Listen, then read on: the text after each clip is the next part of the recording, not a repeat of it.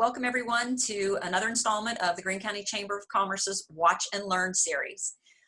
Today we're going to be speaking about leadership, and presenting with us today we have someone with over 14 years of experience.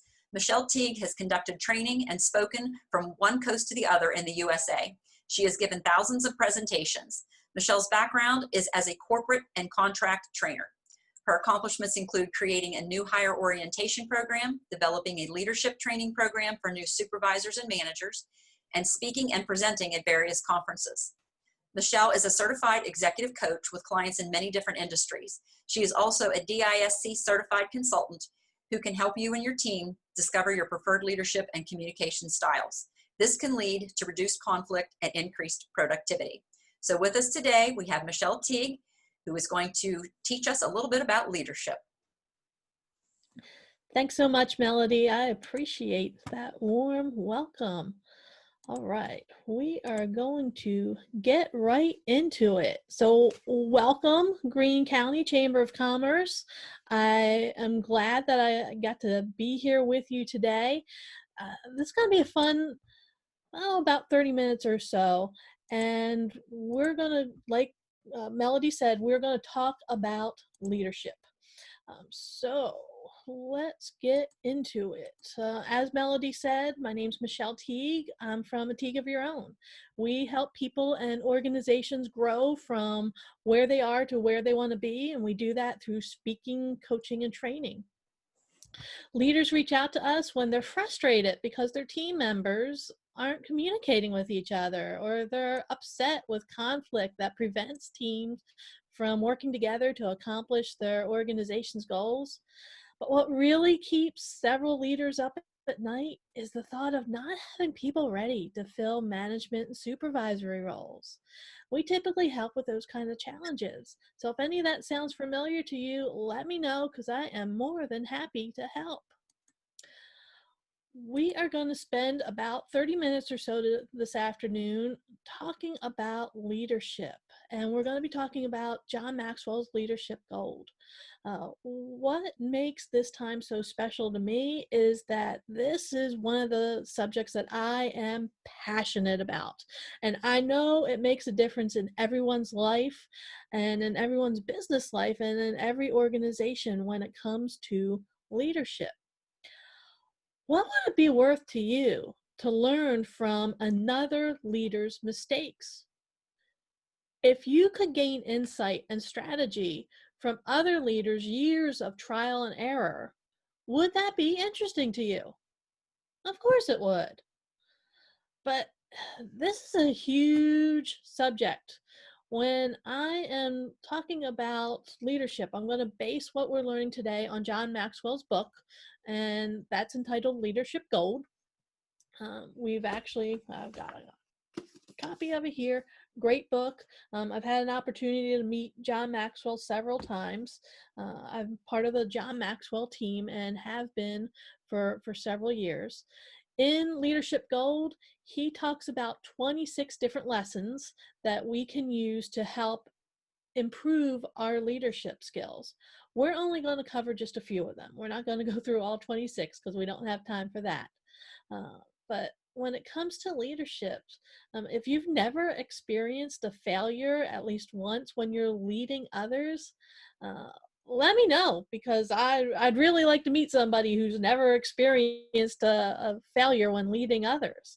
That just doesn't happen, and that's okay. One of John's other books is called Failing Forward, and one of the things that he points out is you need to learn from those failures and move forward. And some of the stuff that we're going to talk about today, it kind of relates to that. The stakes are pretty high when it comes to leading others today.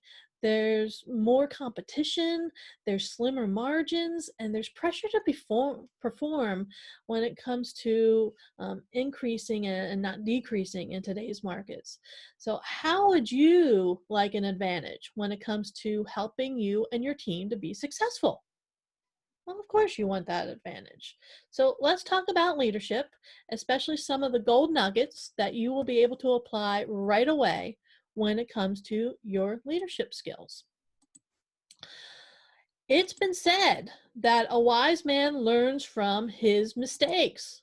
A wiser person learns from others' mistakes. But the wisest person of all, they're going to learn from others' successes. Right? John Maxwell has been mentoring me and thousands of other individuals and hundreds of companies over his leadership career. He believes that he has proven in his work that leadership makes a difference. It's a huge difference. Leadership requires a lot from a person. It's demanding and it's complex. I don't want you to be like Charlie Brown. And we all know Charlie Brown, and we all know Charlie's Brown teacher when she's there saying, wah, wah, wah, wah, wah, wah. But think about Charlie Brown. He and his family go to the shore. They're at the beach. He takes all this time and effort to build a castle, and then it's leveled by a wave. He looks at the smooth surface where his castle used to stand, and all he can think of was, there's got to be a lesson here, but I don't know what it is. Friends, I'm going to help you with those leadership lessons today. So let's mine some of those leadership lessons from John Maxwell's book. We are going to cover a few different points today. Okay, so I want you to think about some of these topics and how they relate to what you do as a leader. If you are lonely as a leader, then what's wrong? Why is it so critical for you to lead yourself well? What's the quickest way to evaluate how well you're leading your team? How do you lead the toughest person in the room? And who is that person? People quit people, not companies. How do you avoid losing those key people? And in our limited time, we're only going to be scratching the surface when it comes to true leadership. But I want to give you some tangible takeaways to work on for your own leadership skills today. No one ever gets to the top alone. What kind of a leader would leave everyone behind and take their journey alone? Well, that's a selfish one. Taking people to the top is what good leaders do. What do you do? And what do you need when we're talking about taking people to the top? Well, first, no one ever gets to the top alone.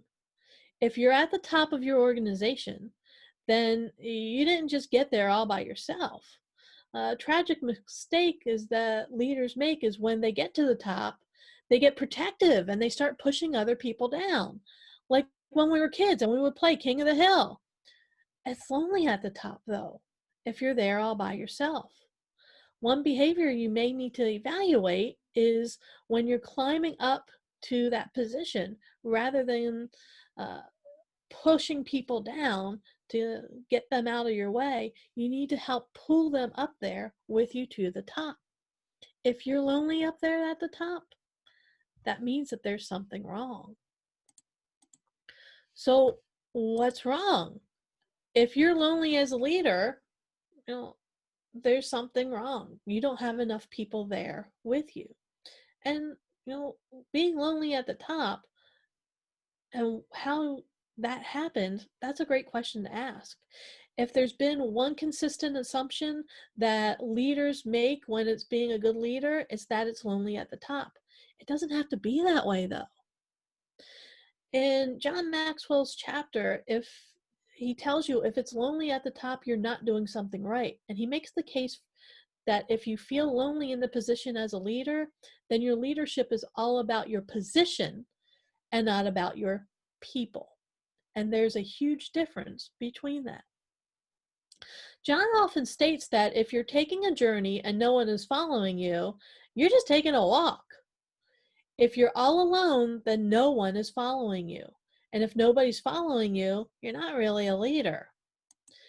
How do you bring other people along with you? The first is to avoid positional thinking. When you use your title to persuade your people, you create distance between you and them. A leader does not belittle their people. They enlarge their people. Win your people over by building relationships with them. Do that, and you're never going to be lonely. You also have to realize the downside to success and failure. Both of these are dangerous to a leader. If you have to start to be successful, then you may be tempted to believe that you don't need your team.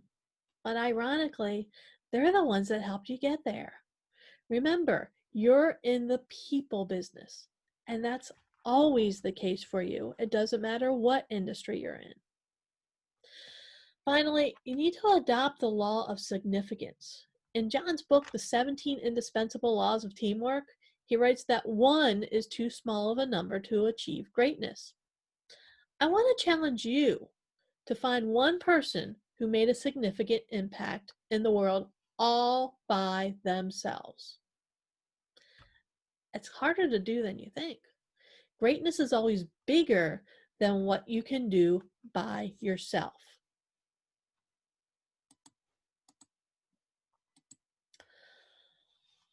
When it comes to the toughest person in the room, that toughest person to lead is going to be you. You are the toughest person in the room. Friends, the person I have the most difficult time leading is always going to be myself. It's a full-time job. I have to motivate myself. I have to discipline myself. I have to protect my integrity. The list is endless. And why is this?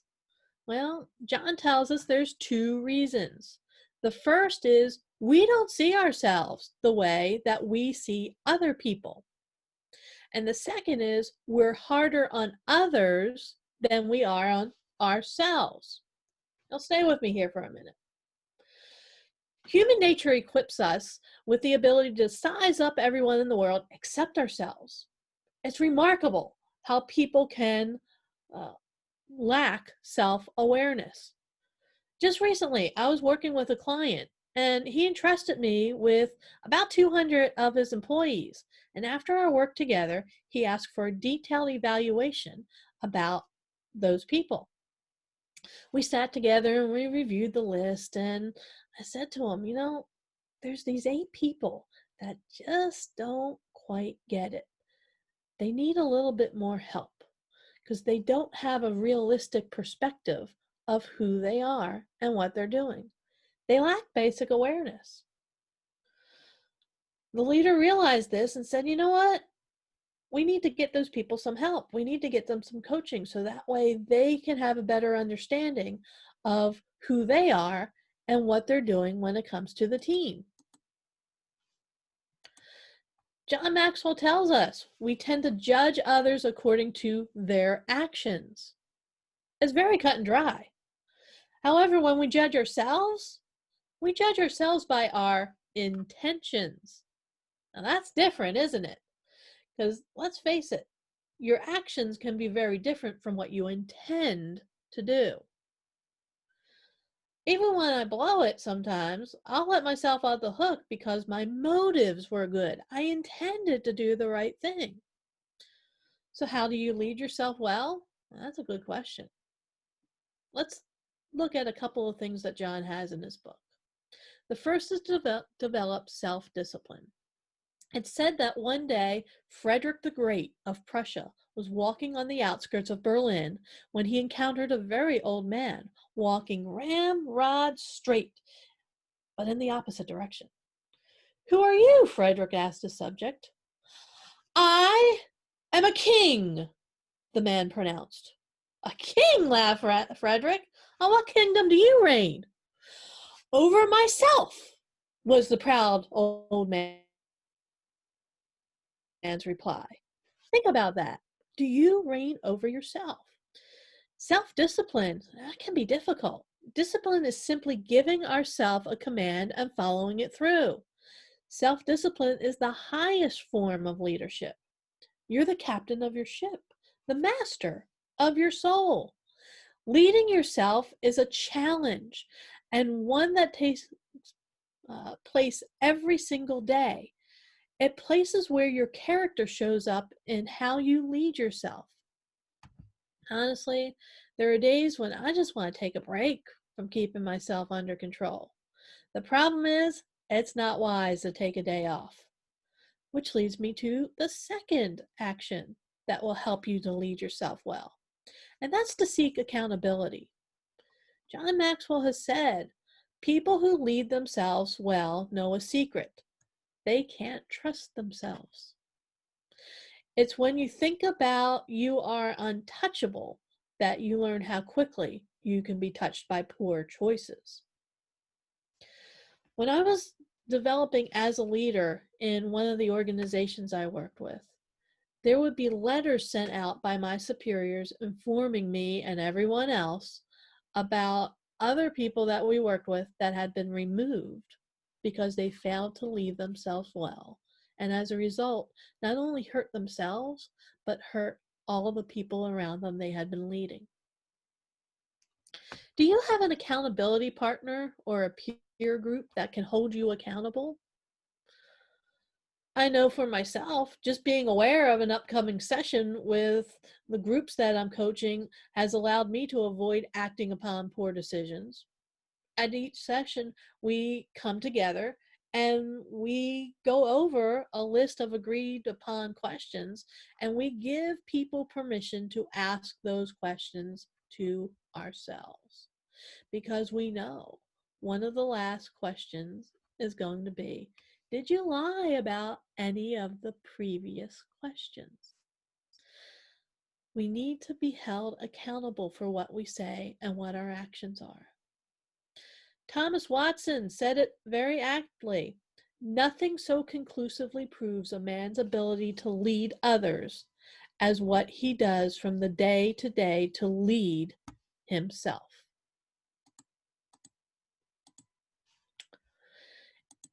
In the chapter Defining Moments Define Your Leadership, John points out that oftentimes it's the choices we made in times of crisis and challenge that defines us and shapes our leadership.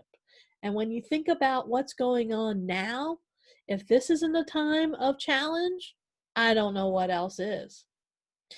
If you want to gain influence with people, help solve their problems. How you act or fail to act during those moments reveal to others just what our leadership competencies are. Times like facing personal failures, take a stand on an issue, experience suffering, or make an unpleasant choice. All of these and more will stick with you when handled correctly, and they will catapult us forward, or if we choose unwisely, they will eliminate our effectiveness. We need to choose wisely when we're making these choices about how to lead ourselves and how to lead others. No one loves being criticized. How do you know when you're a leader, though?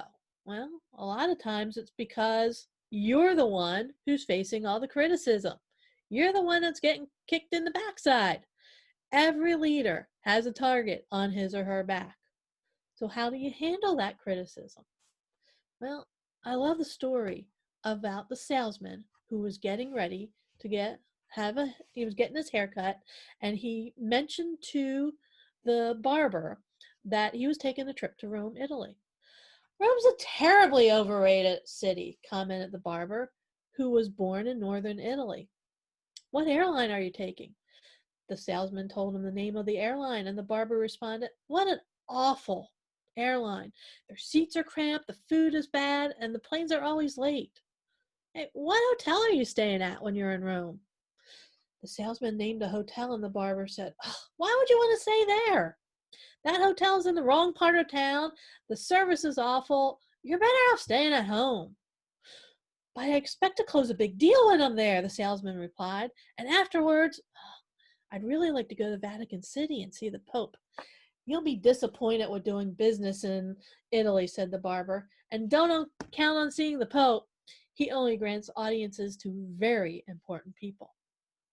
Well, a few weeks later, the salesman returned to the barber shop. How was your trip? Asked the barber. Wonderful, replied the salesman.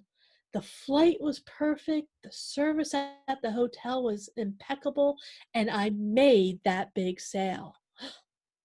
And the salesman paused for effect. I got to meet the Pope. You got to meet the Pope? Finally, the barber was impressed. Tell me, what happened? Well, when I approached him, he bent down and I got to kiss his ring. No kidding. What did he say?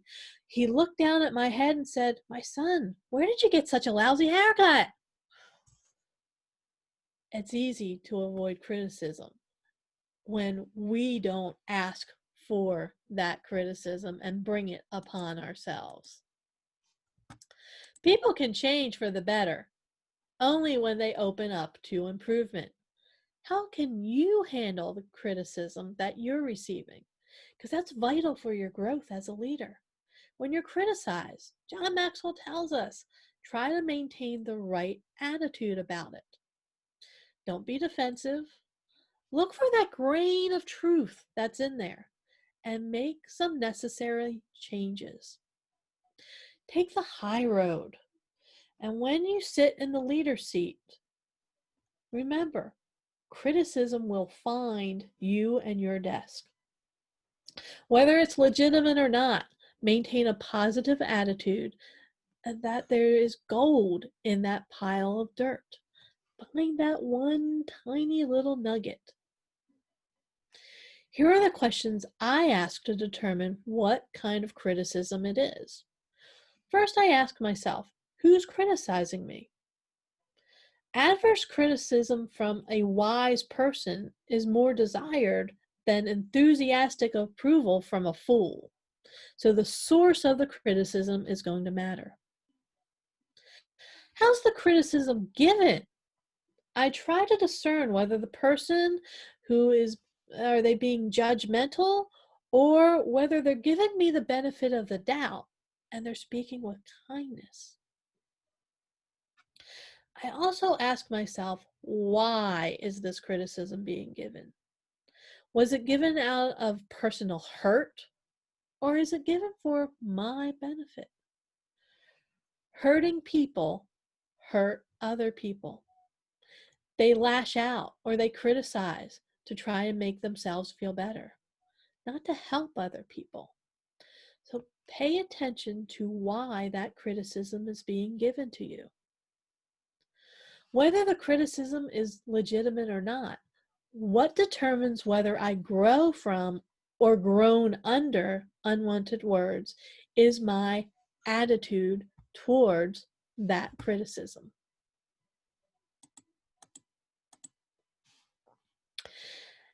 In his chapter, Never Work a Day of Your Life, John describes the importance of having passion for what you do. Following your passion is the key to finding your potential. How do you find your passion, though? Well, that's a great question. It can be found by answering this simple question. What do you love doing so much that you would do it for free? L.P. Jack stated, a master in the art of living draws no sharp distinction between his work and his play, his labor and his leisure, his mind and his body, his education and his recreation. He hardly knows which is which.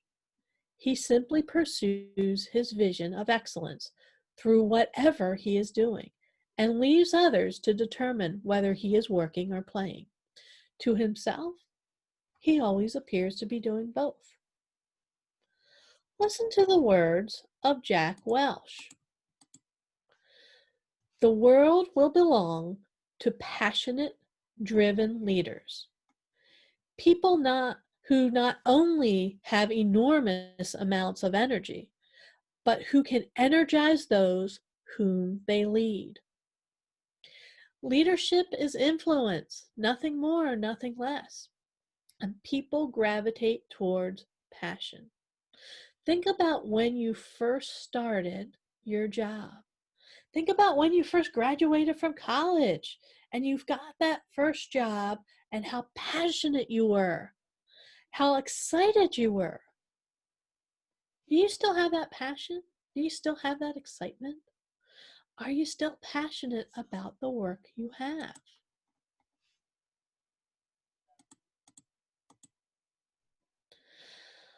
I held a position in HR for a local company. Being in that position allowed me to be very close to the president of our company and hear his passion and see his vision of the company. Yet he had one major flaw. He never, never wanted to hear bad news about what was happening in the company or with the team. Friends, if you're not able to hear both the good and the bad, you're not dealing with your major responsibilities as a leader. You need to get real. John tells us that it's the leader's job to define reality. One of the pitfalls that can stop you as a potential leader is the desire to focus on the vision of the detriment of facing reality.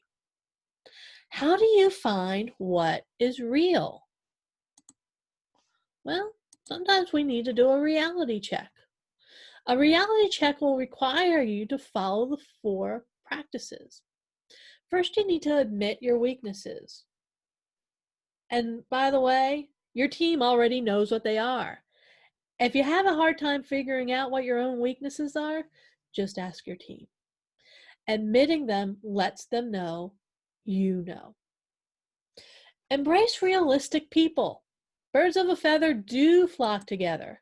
Have team members who complement your weaknesses. Bring them into your crowd. Bring them onto your team. Ask for honesty from others. When you experience success, it becomes increasingly difficult to have people around you tell you what you need to hear rather than what you want to hear. That will help keep you real. And invite fresh eyes to check you out. John Maxwell admits he needed to bring outside consultants or experts in to take a new look when he saw every day. Perhaps you do too. As Jim Collins points out in his book, Good to Great, good leaders who lead great companies face reality and make changes accordingly. You absolutely cannot make a series of good decisions without first confronting the brutal facts. So how are we doing so far? Are we're doing good? We're learning a lot of stuff because we've got a bit more to cover. And our time is going quickly. Man. Leaders learn continually. Do you have a personal growth plan? Hey, if you do, that's awesome. Let me applaud you for taking the time first for being here today. True leadership development, though, happens over a period of time. It's a process. What you're doing every day matters. So what are you doing every day to develop as a leader? Events like what the Chamber of Commerce hosts today, this can make you aware of what you need to develop better as a leader. But it's only the start of your learning. During the week between Christmas and New Year's, I spend a lot of time concentrating on what I've done over the past year. One of the measurements I use is I look at how much time I invested in my personal growth. Experts tell us we should be spending about 10% of our income and 10% of our time investing in personal development. Do you know how much time and effort you've invested in yourself? How do you keep learning and growing?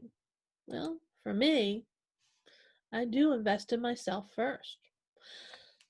During that week of evaluation, I look at what I want to do for the coming year. This year, the word that I assigned myself and that I wanted to focus on was intentional. Having that one word has kept me focused on what direction I want to go in my personal life and in my business life. John tells us in his book, to grow, you have to be intentional. So to keep growing and to keep learning, I intentionally make sure that I invest in myself first. This direct link between how I grow is also reflected in my company and how it grows. Because there is a link between how the leaders grow and how the company grows. If you want to learn, you must learn that you can only learn to be a leader. Leaders are not born, leaders are made. And you have to learn to lead. If you want to continue to lead, you have to continue to learn. Create a growth environment for the people that you lead. Make sure that they continue to grow and they continue to learn. What does a growth environment look like? John Maxwell believes it has 10 characteristics. It is a place where the following are going to occur. First, others are going to be ahead of you. And remember, they're going to help pull you up there. You're going to continually be challenged. Your focus is on what's ahead, on forward, not what's behind you. The atmosphere is affirming. You are often out of your comfort zone because that's the only way that you can truly grow. You wake up excited with that passion for what you do. Failure is not your enemy. It's what you learn from. Other people around you are growing just like you. And people desire change, not to stay in that comfort zone. Growth is modeled and expected. If you can create a growth environment, not only will the people in your organization grow and improve, but the people with great potential will knock down your doors to become a part of your team. It's going to transform your entire organization. Because keep in mind, people want to be where they can grow and where they can learn. And they want to be around great leaders who recognize that. People quit people, not companies.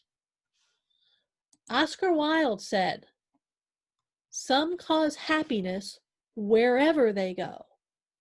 Some cause happiness whenever they go." Some sources estimate that as many as 65% of people leaving companies do so because of their managers. We may say that people quit their job or their company, but the reality is they're usually quitting their leaders. The company doesn't do anything negative to them. People do. Sometimes coworkers cause the problems that prompt people to leave. But often the people who alienate employees are their direct supervisors. What types of people do employees quit on? Well, they're going to quit on people who do value them. These are bosses that manipulate and start treating them like objects. That is never appropriate for any leader. What should you do? Well, you should appreciate your team. Find out where they add value and place them there to maximize their effort.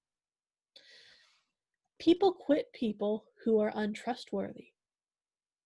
Michael Winston, a managing director and chief leadership officer at Countrywide Financial Corporation, says, "Effective leaders ensure that people feel strong and capable.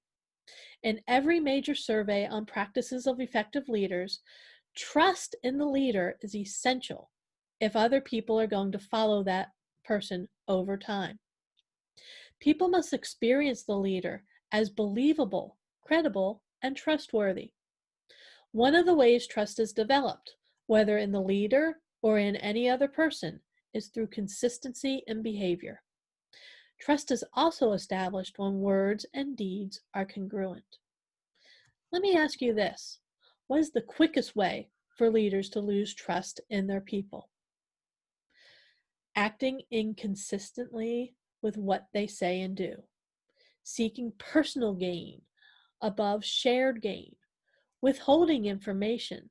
lying or telling half-truths, being closed-minded. Lastly, people quit leaders who are incompetent and those who are insecure in being a true leader.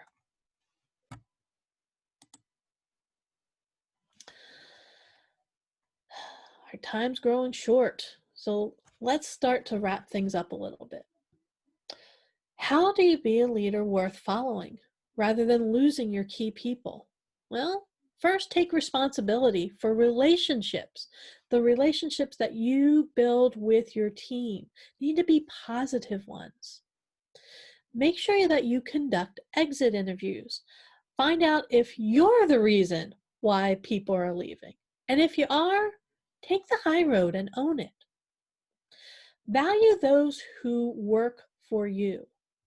It's wonderful when people believe in their leader, but it's more wonderful when leaders believe in their people. Prioritize credibility. As a leader, there will be times when you're in over your head, and during these times, be trustworthy. Maintain positive emotional health. Follow the golden rule and have a positive attitude with your team.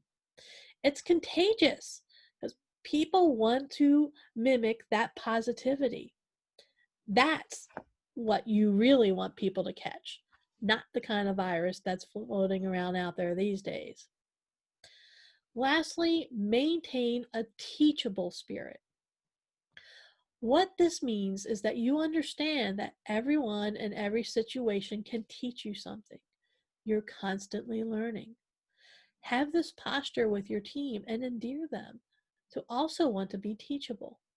Remember, people do what they see. One last thing. People will summarize your life in one sentence. Choose it now. What is it that you want to leave behind when you pass from this earth? Claire Booth Luce cleverly called this your life sentence. If you are intentional about creating your legacy, people at your funeral won't have to wonder what your life sentence was. Eleanor Roosevelt remarked, "Life is like a parachute jump. You've got to get it right the first time." Author and leadership expert John Cotty said, "Most people don't lead their lives, they just accept them." Don't allow that statement to apply to you. Begin choosing your legacy that you want to leave others. It may be just the beginning of the process, but that's okay. You must start in order to finish. Well, our time together is coming to a close, and we've got so much more that we could actually cover. If you'd like to take a simple survey with me right now, I'd appreciate it.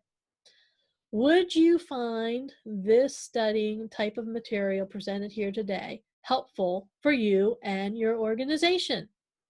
I certainly hope so. And if so, you are more than welcome to contact me because I'll be more than happy to present this or another topic to you and your organization for a free lunch and learn or watch and learn. Remember, change starts with awareness. And to increase your awareness, you need to be intentional with your growth. Stay in a growth environment. Okay? I'm more than happy to help you grow the environment at your organization. And if you want to dig in a little bit deeper into leadership gold, let me know. We can set up a training and mastermind group for your organization.